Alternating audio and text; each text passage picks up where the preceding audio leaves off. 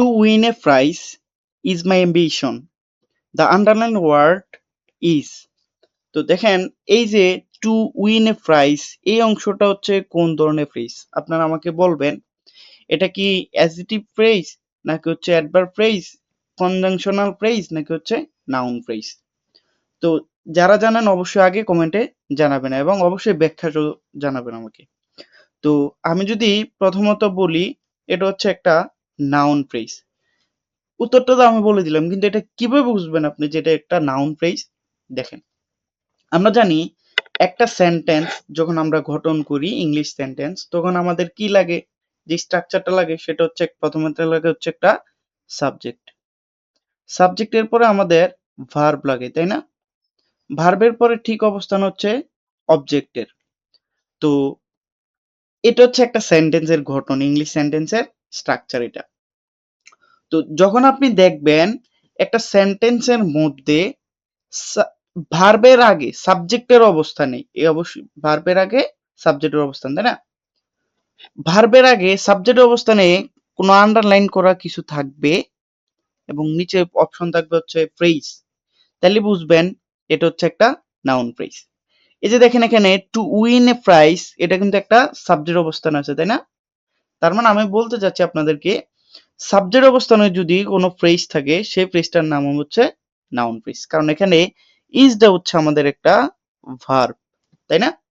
তো আশা করি আপনাদেরকে বুঝাতে পারছি এটা কিভাবে নাউন ফ্রেজ হয়েছে।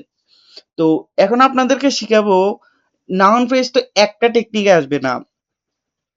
নাউন ফ্রেজ পারার জন্য 7টা গুরুত্বপূর্ণ রুলস আপনাদেরকে মুখস্থ রাখতে হবে, তাইলে আপনারা নাউন ফ্রেজ সম্পর্কে পরিপূর্ণ একটা ধারণা পাবেন ইনশাল্লাহ।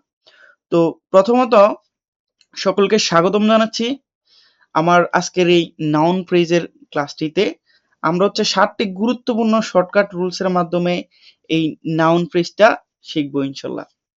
তো এখানে 2 নাম্বার টেস্টটা আমি লাস্টে দিয়ে আপনাদের জন্য দিব। তো আমরা আমাদের ক্লাসটাতে চলে যাই। দেখেন এখানে এটা এখনো স্ট্রাকচার 1 না। নাউন ফ্রেজ বাক্যের কয়টা অবস্থানে বসতে পারে? তো নাউন ফ্রেজ বাক্যের এখানে আমি 4টা অবস্থান লিখছি, আরো টেকনিক তো আছেই। নাউন ফ্রেজ সাবজেক্ট অবস্থানে বসতে পারে, যেমন দেখেন playing cricket is good for health, এখানে ইজ হচ্ছে একটা ভার্ব, একটু আগে আমরা দেখছিলাম subject plus verb plus object, তাই না? তো যেহেতু ইজ হচ্ছে একটা ভার্ব, তার মানে এই অংশটা হচ্ছে সাবজেক্ট। তো সাবজেক্ট অবস্থানে যদি আন্ডারলাইন যুক্ত কিছু থাকে তাহলে ওই ফ্রেজটার নাম হচ্ছে নাউন ফ্রেজ। 2 নাম্বার হচ্ছে অবজেক্ট হিসাবে নাউন ফ্রেজ বসতে পারে। এই যে দেখেন ভার্বের পরে যার অবস্থান সেটা হচ্ছে অবজেক্ট। তো ভার্বের পরে যদি আন্ডারলাইন যুক্ত কোনো ফ্রেজ থাকে সেটার নাম হবে নাউন ফ্রেজ। যেমন দেখেন আই হচ্ছে একটা সাবজেক্ট, প্রেপার্ড হচ্ছে একটা ভার্ব, তাহলে সাবজেক্ট প্লাস ভার্ব। এই যে এই হট কফি এটা হচ্ছে আমাদের অবজেক্ট অবস্থানে আছে, এই কারণে এটার নাম হচ্ছে একটা নাউন ফ্রেজ। কিভাবে? কারণ হচ্ছে এটা একটা ভার্বের অবজেক্ট হিসাবে বসছে। তারপরে প্রিপজিশনের পর অবজেক্ট হিসেবে কিন্তু নাউন ফ্রেজ বসে। এখানে দেখেন অফ হচ্ছে একটা প্রিপজিশন, আমি আশা করি আপনারা প্রিপজিশন সম্পর্কে জানেন। On, it, at, with, without, by, for, এগুলো হচ্ছে প্রিপজিশন। কিন্তু সবচেয়ে বেশি যেটা লাগবে সেটা হচ্ছে অফ। অফটাই কিন্তু বেশি আপনারা পাবেন।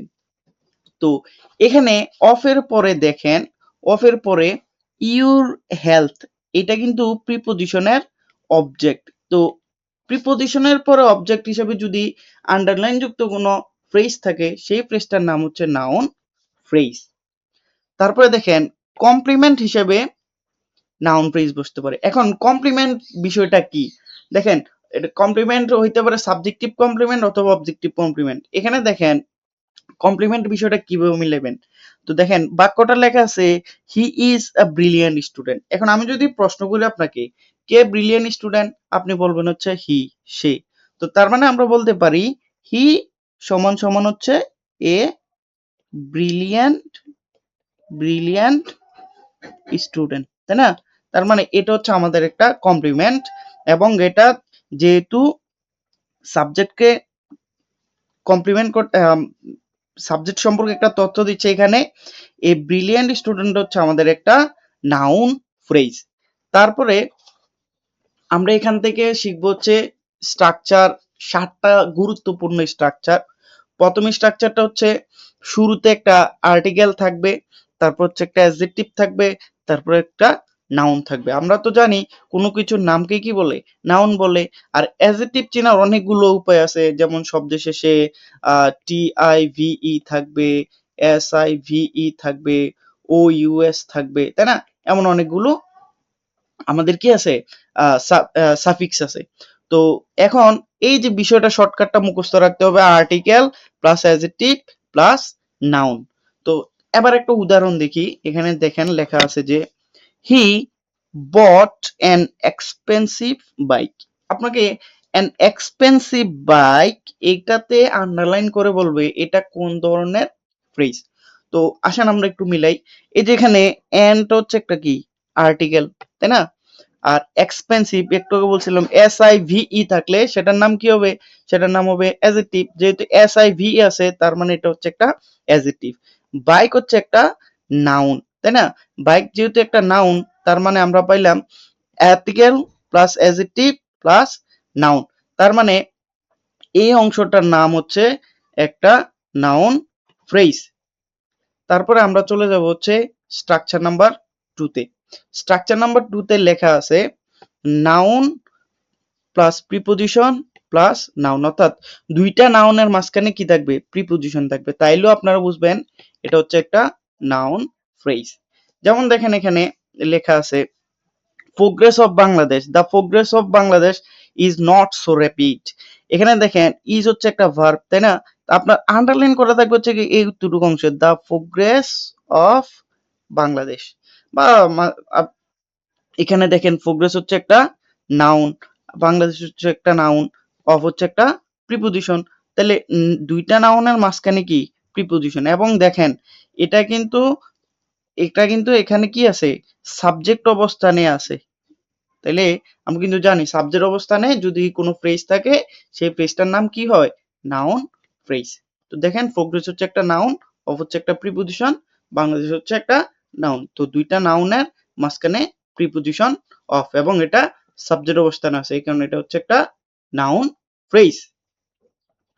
তারপরে 3 নম্বর স্ট্রাকচার লেখা আছে নাউন প্লাস এন্ড অথবা অর, পরে আরেকটা নাউন থাকবে, অর্থাৎ দুইটা নাউনকে যুক্ত করবে এন্ড অথবা অর দিয়ে, তাহলে ওইটার নাম কি হবে, নাউন ফ্রেজ।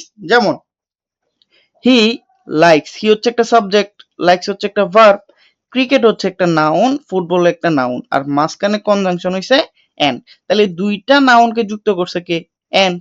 তার মানে আপনাকে যদি এখন কোশ্চেন দিয়ে বলে যে এই যে ক্রিকেট এন্ড ফুটবল এই অংশটার নাম কি, এটা কোন ধরনের ফ্রেজ, আপনি অবশ্যই বলতে হবে এটা একটা নাউন ফ্রেজ। কারণ হচ্ছে এখানে দেখেন আরেকটা টেকনিক, এই যে লাইকস কিন্তু একটা ভার্ব, তাই না?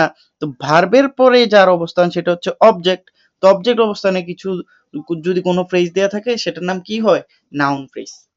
তারপরে আমরা চলে যাব হচ্ছে স্ট্রাকচার নাম্বার 4, খুবই ইম্পর্টেন্ট, অ্যাপোস্ট্রোফি এস, অথবা আমরা এটাকে কি বলবো, পজেসিভ। এরপরে যদি কোনো নাউন থাকে সেটার নাম হবে নাউন ফ্রেজ। তাহলে দেখেন এখানে লেখা আছে যে রাফেলস ক্লাসেস, আপনাদের এখানে আন্ডারলাইন করে দেওয়া থাকবে আর ভেরি হেল্পফুল। তো এখানে দেখেন প্রথমত আমরা কিন্তু আগের টেকনিকেই হইয়া যায়, কারণ হচ্ছে এখানে আরটা হচ্ছে একটা ভার্ব। তো ভার্বের আগে সাবজেক্ট অবস্থান থাকে, তো সাবজেক্ট অবস্থানে যেটা থাকে আমরা জানি সেটা হচ্ছে নাউন ফ্রেজ। আরেকটা টেকনিক যেটা সেটা হচ্ছে এখন অ্যাপোস্ট্রোফি এস, দেখেন এখানে রাফেল অ্যাপোস্ট্রোফি এস। তো এইটা যদি থাকে প্লাস যদি একটা নাউন থাকে তাহলে আপনাকে ধরে নিতে হবে এটা একটা কি, নাউন ফ্রেজ। এটা এখানে রাফেলস এটা হচ্ছে অ্যাপোস্ট্রোফি এস এর ব্যবহার অথবা পজেসিভ, আর ক্লাস হচ্ছে একটা নাউন, ক্লাস হচ্ছে একটা নাউন, তাহলে এটা হচ্ছে একটা নাউন ফ্রেজ। তারপরে 4 নম্বর স্ট্রাকচার, 5 নম্বর স্ট্রাকচার হচ্ছে দুইটা নাউন মিলে যখন একটা কম্পাউন্ড নাউন গঠন হবে তখন ওইটাও কিন্তু কি হবে, নাউন ফ্রেজ। যেমন দেখেন উই মিসড, উই হচ্ছে একটা সাবজেক্ট, মিসড হচ্ছে একটা ভার্ব। কি মিস করেছি আমরা, ইউনিভার্সিটি বাস। আমরা কি মিস করছি? দ্য ইউনিভার্সিটি বাস। আমরা বিশ্ববিদ্যালয়ে যে বাসটা আছে ওই বাসটারে মিস করছি। নরমালি তো এমন অনেক ধরনের বাস আছে, কিন্তু এটা হচ্ছে ইউনিভার্সিটি বাস। তার মানে দুইটা নাউন মিলে একটা নাম হইছে বাস, একটা নাউন, ইউনিভার্সিটি একটা নাউন। তো যখন দুইটা নাউন মিলে একটা নাউন গঠিত হয় সেটার নাম কি হয়? Compound noun. আর কম্পাউন্ড নাউনের এই অংশটা হচ্ছে একটা কি, একটা হচ্ছে নাউন ফ্রেজ। আবার মনে রাখবেন, আর্টিকেলের পরে যদি কোনো নাউন থাকে, আর্টিকেল প্লাস কোনো নাউন যদি থাকে, এই অংশটার নাম হবে নাউন ফ্রেজ। তারপরে স্ট্রাকচার নাম্বার 6, ইনফিনিটিভ। এরপরে যদি কোনো নাউন থাকে তাহলে সেটাও একটা নাউন ফ্রেজ। এখন আপনারা প্রশ্ন করবেন ইনফিনিটিভটা কি? ইনফিনিটিভটা হচ্ছে টু প্লাস ভার্বের ভার্বের বেস ফর্ম, ভার্বের বেস ফর্ম। যেমন টু প্লে, হ্যাঁ, তারপর হচ্ছে টু ইট, এগুলো হচ্ছে ভার্বের বেস ফর্ম। তো এটা হচ্ছে আমাদের ইনফিনিটিভ। তো ইনফিনিটিভের পরে যদি কোনো কি থাকে, নাউন থাকে, তাহলে অবশ্যই এই অংশটার নাম কি হবে? নাউন ফ্রেজ হবে। যেমন দেখেন এখানে লেখা আছে আই ওয়ান্ট, আমি, এখানে দেখেন আমি আপনাদের একটু ভালো করে বুঝাই। ওয়ান্ট হচ্ছে একটা ভার্ব, তাই না? একটু আগে দেখালাম টু প্লাস ভার্বের বেস ফর্ম। এই যে দেখেন সলভ কিন্তু ভার্বের বেস ফর্ম, সলভ কিন্তু হচ্ছে ভার্বের বেস ফর্ম। তাহলে টু সলভ এটা হচ্ছে আমাদের ইনফিনিটিভ। এই অংশটার নাম কি? ইনফিনিটিভ। এই অংশটার নাম হচ্ছে ইনফিনিটিভ। আর এখানে সামটা কিন্তু হচ্ছে একটা নাউন। তার মানে আমরা এখানে মিলালাম ইনফিনিটিভ প্লাস নাউন। এই যে এখানে ইনফিনিটিভ প্লাস নাউন, এটা হচ্ছে আমাদের কি? Noun phrase. তো আপনাদের পরীক্ষায় কি কতটুক দেয়া থাকবে আন্ডারলাইন? পরীক্ষা দেয়া থাকবে হচ্ছে to solve the sum, to solve the sum, to solve the sum. এখানে আপনাদেরকে বলবে এতটুকু অংশ কোন ধরনের ফ্রেজ।